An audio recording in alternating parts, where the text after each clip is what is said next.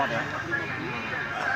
Baik, terkait hari ini apa yang dikonsolidasikan Pak? Kita cuma sharing-sharing seperti biasa, sharing, terus edukasi juga.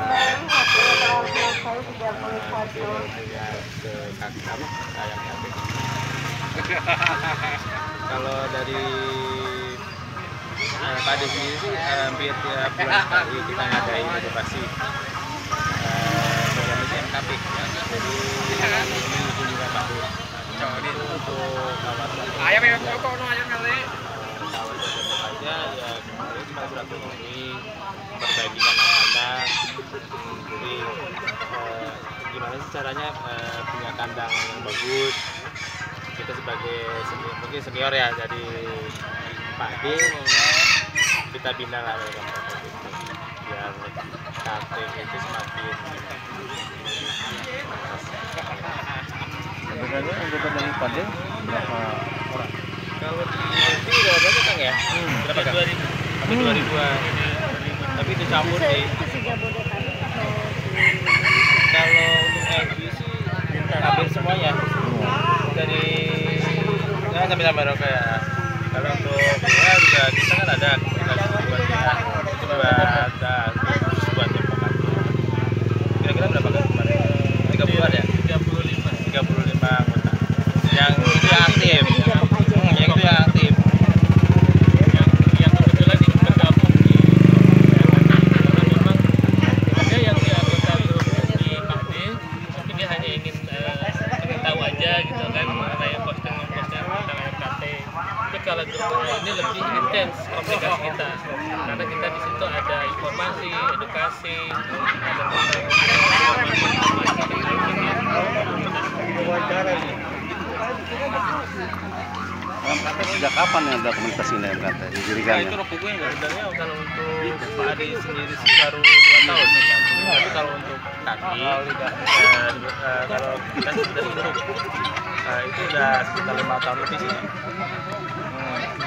Kalau untuk Pak Adi kita bikin tuh tanggal 19 Januari 2019. Baru 2 tahun untuk komunitas.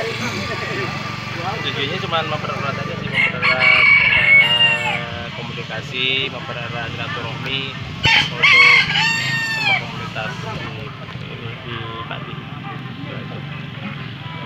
Lagi. Harapan Bang, harapan apa Bang? Untuk harapan dari Pak Desi sebenarnya ya cuman biar solid aja lah, solid di dunia ayam perkanian. Terus apa lagi Kak? mengenalkan KT secara umum ke warga Depok, karena tidak semua warga Depok tahu tentang apa yang baik. Mereka tahunya ayam KT itu ayam yang kecil, begitu juga musuh jadi hama juga. Ada yang bilang ayam KT hama karena memang kecil dan tidak bermanfaat karena tidak bisa dimakan. Karena memang ayam KT bukan ayam khusus. Ayam KT itu kan ayam hias. Nah, yang ada saat ini kebetulan ayam KT itu kadang-kadang ada di toko-toko pakan ayam gitu kan. Dan itu sebenarnya tidak murni ayam KT, banyak ayam silangan juga. Silangan dengan ayam kampung, silangan dengan ayam serama gitu kan, sehingga nilai asli dari KT sendiri menjadi berkurang karena ada silangan tersebut. Tapi balik lagi kembali ke selera sih, kadang-kadang ada suka silangan juga gitu. Tapi kita coba menampung semua aspirasi mengenai ayam KT itu sendiri. Jadi di komunitas kita juga ada yang suka ayam KT, ada yang suka ayam KT dengan serama atau tema, ada yang suka KT dengan silangan dengan ayam kampung atau wareng, dan bahkan juga disilang dengan ayam kapas gitu kan. Ya bias lain lah. Iya, tapi kalau mengenai ayam KT yang baik dengan kualitas kontes, ya yang pasti harus KT yang murni. KT dengan kualitas tertentu yang tadi teman-teman kaki sampaikan dan tadi sampaikan bahwa kriteria kontes itu ada beberapa standar dan penilaian. Itu yang coba kita naikkan lagi, bahwa yang ada di Depok itu kita pengen kualitasnya seperti kualitas kontes. Ada peningkatan, walaupun ini juga akan meningkatkan dari sisi harga ayam KT gitu kan. kalau teman-teman lihat di pasaran ayam KT itu jatuh harganya. Bahkan ada yang di pasaran kurang dari ayam kampung gitu kan, karena nggak bisa dimakan. Iya, bukan layak konsumsi Bukan lah ayam ya. konsumsi gitu. Itu yang kita coba perkenalkan di komunitas mengenai bagaimana ayam KT, meningkatkan kualitas ayam KT, dan nanti kedepannya menjadikan ayam KT sebagai hobi sekaligus pendapatan tambahan gitu kan. Seperti saya terus terang juga mencoba untuk memperkenalkan MKT, juga melihat sisi bisnisnya gitu kan, kira-kira ke depan dengan kondisi pandemi seperti ini bisa memberikan pemasukan buat Tambahan kan ya. iya, pemasukan tambahan buat pencinta MKT pada umumnya seperti itu. Terutama Satu di lagi Depok. Pak, mau nanya tips sebenarnya tip merawat ayam KT dan ayam yang lainnya gitu Pak, biar masyarakat itu tertarik gitu. Mudah mana gitu, artinya dari segi makannya, perawatannya gitu kan. Biar masyarakat juga akan tahu bahwa oh ayam KT seperti ini perawatannya, ternyata lebih mudah cara perawatannya. Pada prinsipnya ayam KT itu sama dengan ayam premium yang lain gitu Ayam kan, lain. dari sisi makanannya juga sama. Cuma karena dia tubuhnya kecil, otomatis dia lebih irit pakan sebenarnya gitu kan. Nah, irit pakan itu nanti diimbangi dengan menjaga kualitas dari ayam tersebut. Ya, otomatis dikasih vitamin tambahan. Iya, dikasih rutin juga, kalau mau yang rajin dikasih vaksin juga, suntik vaksin gitu kan. Sehingga kualitas ayamnya lebih baik dibandingkan ayam kampung gitu kan, atau ayam broiler gitu kan. Ayam broiler malah suntiknya, vaksinnya rutin ya.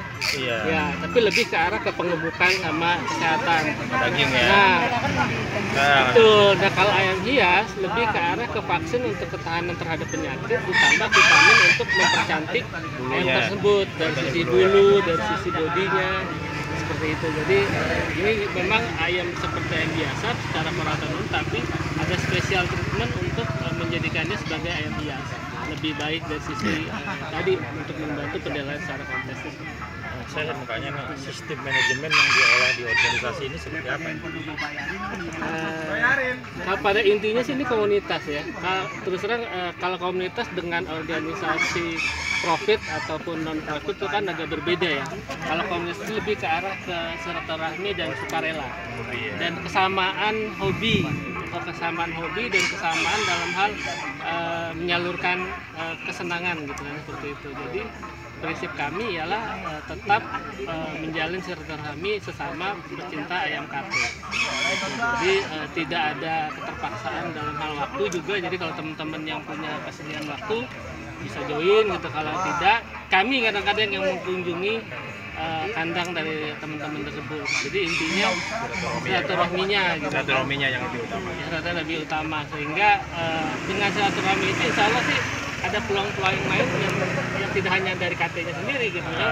Teman-teman ada usaha lain gitu kan, misalnya usaha pakan, ada usaha untuk misalnya ada catering, ada juga misalnya usaha yang berkaitan dengan cetak sablon, segala itu coba kita sinergikan.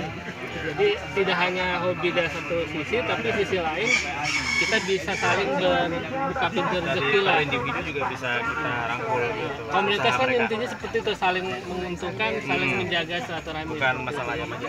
Bukan masalah ayam aja gitu. Nah, terobosan bisnis yang terkait dengan misalnya lomba-lomba seperti apa yang pernah dilakukan oleh Pak D? Kalau Pak D sih sementara sih belum karena baru 2 tahun kan. Terus kehambat sama pandemi juga. Kalau dulu kita sering edukasi sebelum hampir tiap bulan sekali. Jadi edukasi di tempat-tempat kami biar menambah penghobi juga. Sampai sekarang dari Pak D ini sudah pernah nggak menjual mahal berapa gitu kepada pencinta yang lain?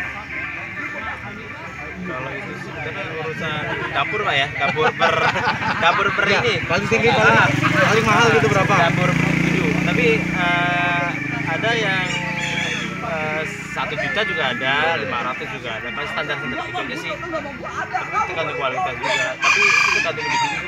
Kalau kategori kontes harganya kira-kira berapa? kalau kategorikan kontes itu bisa antara 800, ada juga yang 5 juta juga. Lebih juga ada ya Dengan jenis yang sama tapi kualitas beda, tergantung kualitasnya. Ini kalau untuk kontes sih usianya udah matang sekitar 6 bulan, tergantung yang dikonteskan ya. Biasanya kalau untuk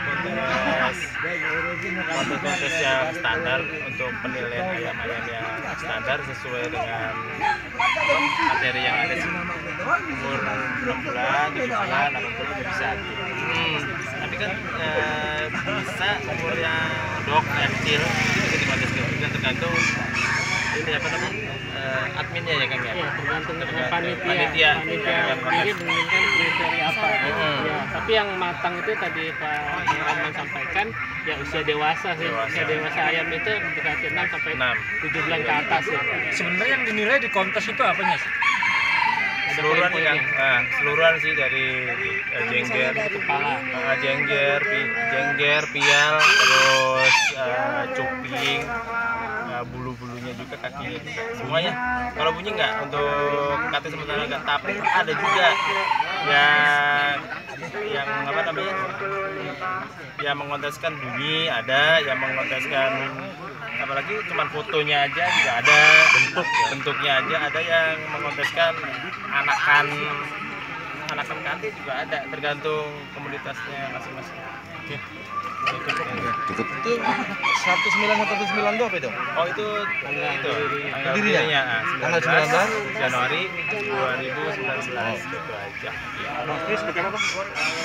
Keanggotaan ya. Iya, saya di keanggotaannya. Suhandi. Iya. Kalau saya Ar-Rahman. Ketua Pade. Ketua Pade. Yang kaki, yang dari kaki ada nggak? Iya ada, Bang Modai, ada Pak Ju juga ada. Tapi Pade ini ada di Depok. Pade khusus Depok. Itu sudah Pak Kan ada yang Jonggol juga tuh, Pak Jo, ada yang Pak Bos juga. Tapi induknya sama sih. Bahannya sama gitu. Jadi cuman buat ini aja Pak, cuman ngumpul-ngumpul aja.